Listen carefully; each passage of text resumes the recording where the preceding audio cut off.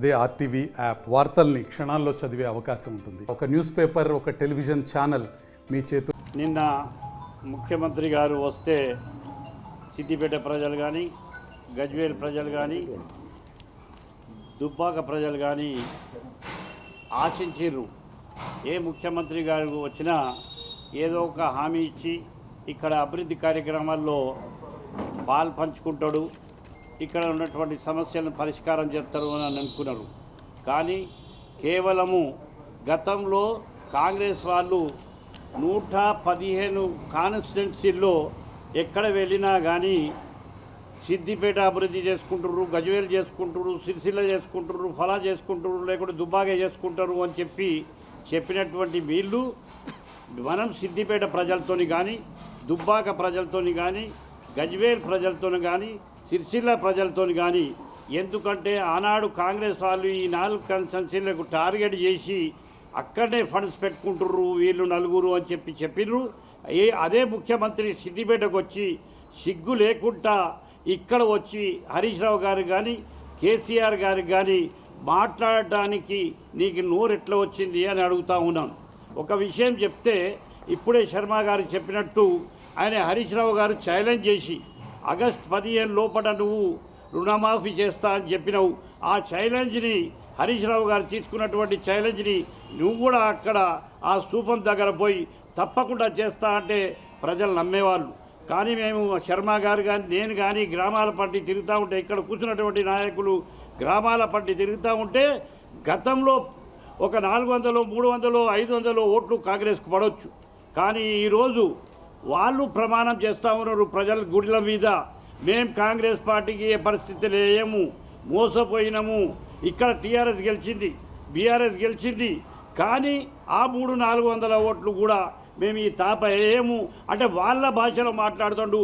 ఆ బక్కాయన న్యాయం ఉండే ఈ పొట్టాయన వచ్చి నీళ్లు రాకుండా అయిపోయినాయి, పొలాలు ఎండిపోయినాయి, నేను వాళ్ళ భాషలో మాట్లాడుతూ ఉన్నా.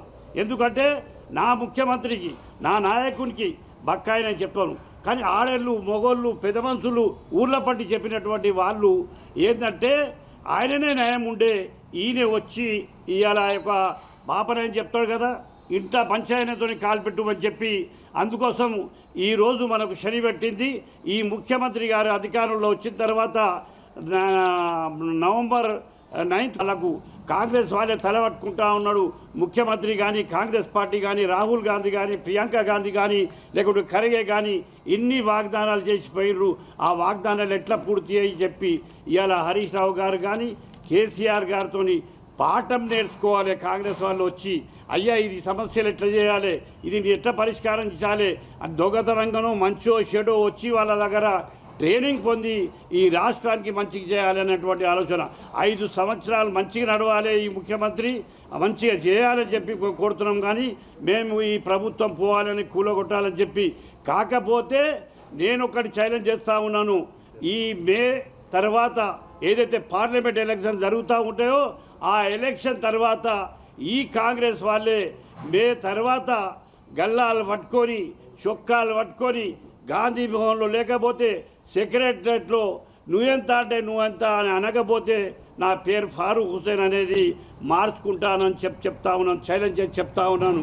నిన్న గౌరవ ముఖ్యమంత్రి రేవంత్ రెడ్డి గారు ఉద్యమ గడ్డ సిద్దిపేటకు వచ్చిన విషయం మర్చిపోయాడు.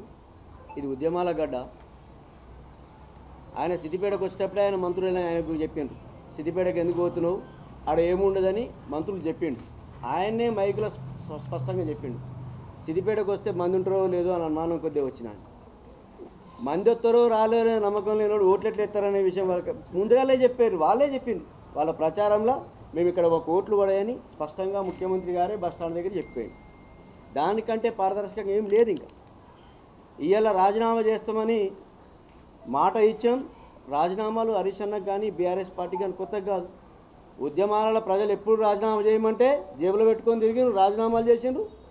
రాజీనామా చేస్తే ఎప్పుడు ఎంత మెజార్టీ ఇచ్చిండ్రు రాష్ట్రంలో సిద్దిపేట ప్రజలు ఎప్పుడు నంబర్ 1గానే ఇచ్చింది. ఇప్పటికైనా రాజీనామా చేస్తావా అని చెప్పి గన్ పార్క్ దగ్గర రమ్మంటే 2 రోజుల ముందు నుంచి చెప్తే తోక ముడిచింది నువ్వు. రాజీనామా పత్రాలు హరీష్ అన్న జేబులో పెట్టుకొని గన్ పార్క్ అడిగిపోయి స్పష్టంగా ఇచ్చి వచ్చిండు. అది ముఖం చాటేసి సిద్దిపేటకు వచ్చి రాజీనామా చేస్తామంటున్నాం. ఇలా ఊళ్ళల్లా ఎవడు గుళ్ళల్లో పోతాడు? నమ్మకం లేనోడు మోసం చేస్తూని గుళ్ళలో దొరిస్తారు. నమ్మకం లేదు కాబట్టి గుళ్ళకు పోమ్మంటారు. ఇవాళ నువ్వు 4 నెలలు కాకపోయా ముఖ్యమంత్రి అయ్యి అన్ని గుళ్ళు మొక్కుతున్నావు. అటు పోతే ఏడుపాయల గుడిని ఎత్తుకొస్తున్నావు, ఇడికి వస్తే కొమరెల్లి మల్లన్న ఎత్తుకొస్తున్నావు. ఏ గుడి కాడికి పోతే ఆ గుడిని పట్టుకొని తిరుగుతున్నావు. అంటే 4 నెలలకే ప్రజలకు నీ మీద నమ్మకం లేదని నువ్వే చెప్తున్నావు. 14 సంవత్సరాలు ఉద్యమం చేసిండ్రు, 10 సంవత్సరాలు ప్రభుత్వంలో ఉన్నారు. ఎన్నడూ ఏ దేవుని మీద ఒట్టు పెట్టుకొని చెప్పలే. చేసిన పనులు ముంగడ చూపించి ఓట్లాడినాం తప్ప నీలాగా డైలాగులు కూడా తనకు రాలే. అందరు అంటున్నారు ముఖ్యమంత్రి వస్తే సిద్దిపేటకి ఏమిస్తాడో ఏం చెప్తాడో అని మేము వచ్చినాం. కానీ ఇలా ముఖ్యమంత్రి వచ్చి ఏం చేసిపోయిండు? మొన్న పవన్ కళ్యాణ్ వచ్చి ఏం చెప్పిండో ఇలా రేవంత్ రెడ్డి గదే చెప్పిండు. అంతకుముందు ఎన్నికల్లో బాబుమోహన్ వచ్చి ఏం చెప్పిండో రేవంత్ రెడ్డి గట్లే చెప్పిండు. వాళ్ళ లెక్కనే వీళ్ళున్నారు, వాళ్ళే చెప్పిండ్రని ఇలా ప్రజలు మాట్లాడుతున్నారు. దయచేసి ఇలా పాపాల భైరవులని మాట్లాడుతున్నారు. పాపాల భైరవులు అయితే రాష్ట్రంలో ఎప్పుడు ఎన్నికలు పెట్టినా నెంబర్ 1 ఎందుకు వస్తున్నాయి? ఓట్లు ప్రజలు వేస్తుర్రా, రేవంత్ రెడ్డి వేపిస్తున్నా ఓట్లు. ఇలా సిద్దిపేటకు హరీష్ అన్న కూడా కాలభైరవుడు. మీ పాపాల భైరవుల ఉచ్చులో చిక్కుకోనియ కోసం ఇవాళ రాష్ట్రంలో కేసీఆర్ గారు, ఇక్కడ సిద్దిపేటలో హరీష్ అన్న కాలభైరవులా ఉంటున్నారు. నీ చరిత్ర నువ్వే చెప్పుకొని పోయినావు. ఎట్టి పరిస్థితులలో నువ్వు ఒక జోకర్ అనే విషయాన్ని దేశంలో ఉన్న అందరూ గుర్తించినారు. మరిన్ని వీడియోస్ కోసం ఛానల్ ని సబ్స్క్రైబ్ చేయండి, లేటెస్ట్ అప్డేట్స్ కోసం వాట్సాప్ ఛానల్ ని ఫాలో చేయండి అండ్ లింక్ డిస్క్రిప్షన్ లో ఉంది.